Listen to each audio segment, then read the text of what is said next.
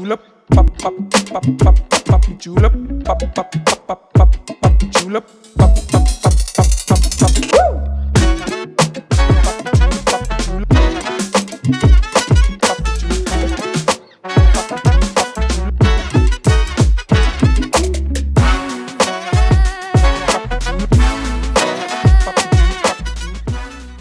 Halo netizen suara.com, kembali lagi di Ngorbit, ngobrolin bareng bintang. Dan kali ini bersama gua Aco, kita akan ngobrolin bersama cast dan juga produser dari film Gendut Siapa Takut yang nanti akan tayang pada tanggal 22 September 2022 ini. Dan ini dia, Marshanda dan juga Mas Daniel. Halo.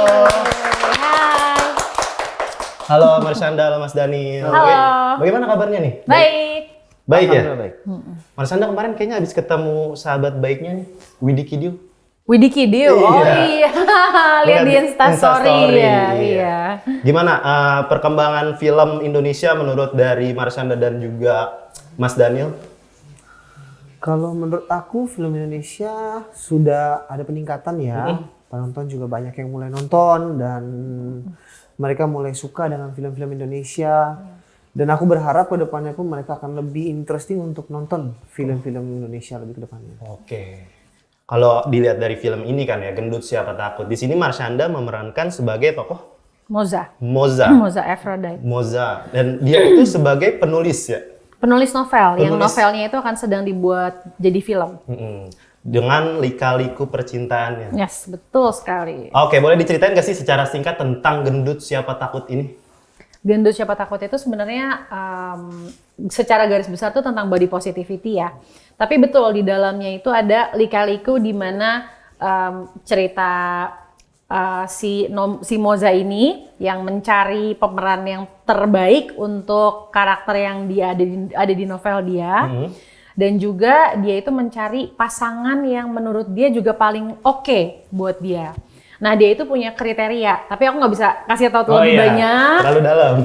Tapi pokoknya intinya nanti kriteria dia itu apakah akan berubah atau tetap sama sesuai dengan kriteria awal dia. Karena ternyata sambil dia berjalan mencari si pasangan itu, dia banyak mempelajari hal-hal yang ternyata tuh nggak harus ya seperti ini. Ternyata tuh yang aku cari adalah kebahagiaan. Oh gitu, jadi punya bare minimum sendiri dari seorang Moza itu ya. Oke, kalau Mas Daniel, ada nggak sih Mas selama proses syuting ini kejadian-kejadian lucu yang mungkin nggak bisa terlupain gitu, yang teringat terus dengan syutingan film Gendut Siapa Takut? Buat aku lucu banyak, tapi yang lebih penting aku adalah bahwa saat syuting itu semua yang terjadi itu semuanya normal dan nggak ada hambatan apapun, tidak ada masalah. Yang menurut aku sehatnya luar biasa. Sehat. Iya, syutingnya sehatnya luar biasa. Kalau lucu banyak ya, kalau harus di elaborate itu kayaknya susah. Oh, oke. Iya. Soalnya kan banyak tokoh-tokoh komedian juga kayak Tora Sudiro. Banyak pasti ya kejadian-kejadian lucu ya. Kalau dari Marshanda ada nggak yang berkesan lucu banget dari proses syuting film Gendut Siapa Takut ini? Ada sih. Kalau aku ceritain itu aku akan menceritakan adegannya, tapi yang pasti ini adalah sebuah set yang berada di kayak taman gede gitu. Cuman yang bikin lucunya adalah karena kita tuh Mbak Pritanya itu mengimprovkan adegan yang tadinya tuh nggak ada si adegan lucu itu, tiba-tiba jadi ada. Terus kayak wah ini kita jadi harus melakukan si X ini nih, dan itu tuh jadi bikin ngakak banget gitu, itu lucu. Jadi benar-benar natural lucunya itu ya, di luar dari skrip itu ya? Ya. Nah, kalau ada kejadian lucu pasti juga ada masalah-masalah gitu, atau enggak kendala-kendala selama proses syuting. Ada nggak sih dari proses syuting film Gendut Siapa Takut ini dari Caca coba? Paling secara teknis aja sih ya. Kalau misalnya overall sama sekali aku bisa bilang ini luar biasa sih ya, karena Mbak Prita itu udah mempersiapkan semuanya. Dia juga kita tuh syuting 2 minggu kalau nggak salah. 12 hari. 12 hari bahkan gitu loh. Jadi kayak semuanya udah ke-prepare banget. Paling kayak ada teknis kayak masalah hujan lah, terus jadinya kita ke pending 4 jam, 5 jam, kayak gitu-gitu doang sih. Tapi kayak overall alhamdulillah banget lancar dan semuanya sesuai dengan rencana. Oke. Mas Daniel, untuk standar film tuh produksi 12 hari tuh cepet atau enggak sih hitungan? Atau ngebut banget itu? Itu ngebut banget kali ya. Ngebut banget. Ngebut tapi nggak kerasa ngebut. Enggak, itu dia. Enjoy, rasanya normal, nggak ngerasa diburu-buru. Iya. pas aku pun dapat kabar kita 12 hari, aku bilang bisa nggak ya 12 hari ya? Dan alhamdulillah 12 harinya itu perfect, walaupun ada ngemis dikit-dikit, paling bisa juga maksimum itu 6 hours, nggak lebih dari itu. Mungkin karena Mbak Pritanya udah tahu yang dia Iya. harus ambil yang mana, yang dia nggak perlu, yang mana dia udah ngerti gitu kayaknya. Buat aku pun ini pertama kali 12 hari cepet sekali dan semuanya aman, nggak ada apa-apa. Oke, nah terus based on film nih ya, ada nggak sih pujian-pujian dari sesama kru ataupun dari penonton saat syuting film di sana tentang performa dari Caca? Kalau aku pujian lebih ke pas kita selesai syuting nih, Mbak Prita tuh ngasih kertas gitu kayak surat. Pas selesai syuting, Iya. pas udah selesai, udah wrap gitu, dia ngasih kayak kertas, terus tulisannya isinya, aku berterima kasih banget. Akhirnya aku bisa merasakan ngedirect Caca tuh seperti apa, dan aku senang banget. Jadi dia kayak mencurahkan perasaan hatinya, dan aku nggak pernah syuting sama sutradara manapun yang mengapresiasi aku sampai seperti itu gitu loh. Berarti itu pertama kalinya dapat apresiasi selesai syuting ya dari Mbak? Aku juga sama. Iya, boleh. Terima surat itu juga Kan? sama. Iya. Gokil Mbak Prita ya. Nah kalau kita lihat dari film Gendut Siapa Takut ini, kira-kira pesan apa yang bisa disampaikan dari Caca, boleh? Oke, dari film Gendut Siapa Takut, pesan yang intinya adalah, yang bisa disampaikan adalah rasa insecure itu akan selalu ada. Tapi gimana caranya kita bisa, walaupun dengan rasa insecure, kita tetap happy, kita tetap berkarya, tetap bekerja, tetap bersosialisasi, tetap berteman gitu sama teman-teman kita, dan tetap merasa pede. Betul, merasa pede. Intinya itu ya, Iya. tumbuhkan rasa percaya diri. Nah, kalau di filmnya kan tadi udah dibilang kalau Caca ini berperan sebagai tokoh Moza. Kalau menurut pandangan Caca sendiri, seberapa mirip Caca dengan Moza? Nggak terlalu ya, setengah-setengah lah. Setengah-setengah. Jadi ada bagian yang, kalau aku tuh lebih banyak memproses, menganalisa tuh lebih banyak internal. Nah kalau oke. Moza itu dia banyak mengekspresikan keluar. Oh iya. Terus juga Moza itu ada sih kesamaan, sama-sama suka nulis. Iya. Tapi bedanya Moza itu nulis novel cerita non-fiksi. Cerita Fiksi, fiction. iya. Nah kalau aku lebih suka non-fiction, aku suka nulis puisi. Aku suka nulis tulisan-tulisan yang lebih kayak poetry gitu loh. Poetry. Nah, jadi itu berbeda banget sebenarnya. Aku introvert, kalau Moza kelihatannya lebih ke arah extrovert ya. Iya, fiksi banget. Dilihat dari trailer filmnya juga bener-bener kayak fiksi banget itu gambaran betul. imajinasinya Moza. Ya. Betul. Caca kan ini pertama kalinya lagi main film setelah lama vakum. Itu gimana tuh Cak perasaannya? Seneng banget sih. Seneng banget. Seneng Ya? banget. Banyak fans yang nanya nggak sih kayak akhirnya Caca balik lagi gitu. Iya. Iya, akhirnya banyak fans yang bilang, ya Allah Ca, akhirnya kita udah lama menunggu, dan kayak supportnya yang aku dapetin alhamdulillah sangat luar biasa. Support dari fans, dari keluarga Dari juga. keluarga, dari teman-teman. Dari teman-teman. Dan dari teman-teman di lingkungan di industri film juga, sinetron, semuanya tuh pada, aduh Ces, gue seneng karena mereka semua tahu aku tuh melakukan hal yang aku suka. Do what I love ya. Nah, di film Gendut Siapa Takut ini kan identik dengan apa ya? Ukuran tubuh yang besar gitu, yang gede ya.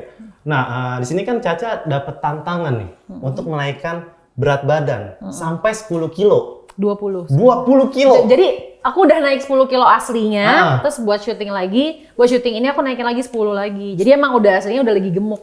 Oh, jadi total 20 kilo. Ada nggak sih tantangan lainnya gitu selain naikin berat badan saat syuting film Gendut Siapa Takut ini? Itu sih tantangan yang paling berat ya, tantangan yang paling Mayor ya? ya paling mayor.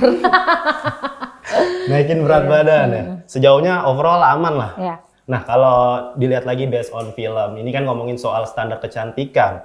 Standar kecantikan yang menjadi sebuah kegelisahan dari para masyarakat Indonesia ya. Ya. Menurut Caca sendiri, ini menjadi kegelisahan Caca juga nggak? Justru iya awalnya, karena memang aku tuh lagi bikin campaign body positivity ketika aku ditawarin film Gendut Siapa Takut. Jadi momennya pas banget.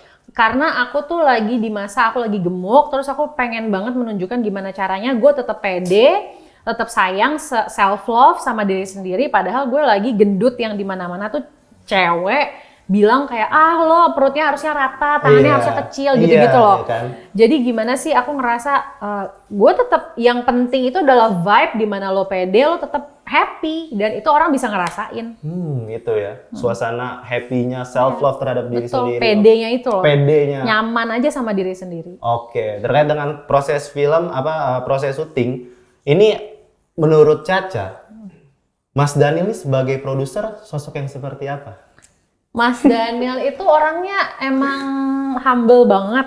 Humble Dan banget. dia itu benar-benar mau hands on, mau tahu apa yang terjadi di lapangan dan emang dari awal tuh udah punya kayak tujuan gue harus tahu nih ribet-ribetnya di lapangan tuh kayak apa. Gue nggak di sini untuk enak-enakan doang gitu. Jadi kayak walaupun kan produser ya posisinya. Jadi kayak emang Mas Daniel ini apa sih mau wants to get his hands dirty gitu istilahnya.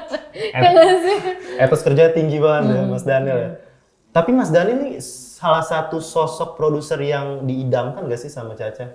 Gimana tuh ya produser Kayak misalnya pengennya yang kayak pengen kayak gue tuh pengennya punya produser yang ngedirect gue secara langsung, pengen tahu soal gue gitu. Soalnya kalau untuk kayak ngedirect kan lebih ke porsinya sutradara ya. Jadi kalau produser itu ada peranannya juga gitu. Dan itu ya udah cukup gitu. Cukup ya, berarti pas buat Caca tuh Iya. pas ya. Nah sekarang untuk Mas Daniel. Pertama Mas, kenapa memilih Marshanda ini sebagai orang yang cocok untuk memerankan tokoh Moza? Mungkin lebih tepatnya ini pemilihan di antara Mbak Vita, saya dan produser satu lagi itu Pak Rajesh.